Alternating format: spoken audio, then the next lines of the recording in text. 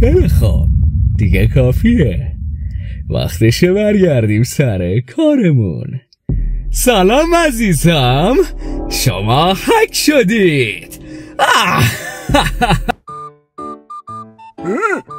هک؟ بله، و من الان به تمام اطلاعات دسترسی دارم. مگه چقدر دست داری که تو بهش دسترسی داری؟ من همش دسترسی ندارم. این چی داره میگه؟ خوبی؟ قربونه سلامت باش. سلام برسون خانم. خیلی خوب، بذار برات سواره بگم. انگار از هوش بسیار بالایی برخورداری. چجوری؟ از کجا فهمیدی؟ حالا که انقدر خوشحالی، بذار خوشحالترت کنم. من به تمام حسابای بانکیت دسترسی دارم. یعنی پولدار شدیم؟ مامان پولدار شدیم مامان.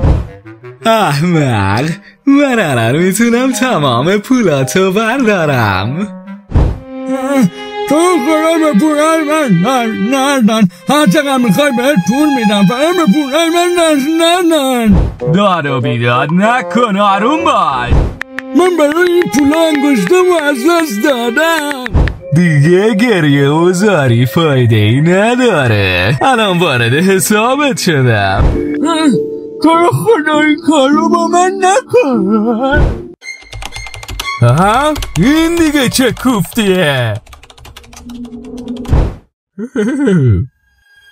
تبریک میگم، تو الان داری با کوسه ها شنا میکنی. من تحت تعقیب ترین جنایتکار دنیا هستم. از این حسابا برای پولشویی استفاده میکنم. حالا الان به فیادم در خانه شما آمده. به فیاد سلام کرده. امیدوارم روز خوبی رو در زندان داشته باشی. خداحافظ. هالو، چطورین؟ قرار ویدیوهای خیلی بیشتری اینجا از من ببینید. بس سابسکرایب کنید و زنگوله رو فعال تا به محض آپلود شدن ویدیو. بابا چی داری میگی؟ اگه سابسکرایبمون نکنم برمشو قرار بکنم. دیگه برو واسه میشه که قیده تو زدم. برو من دیگه قیده تو زدم. حواس قیمه کردم.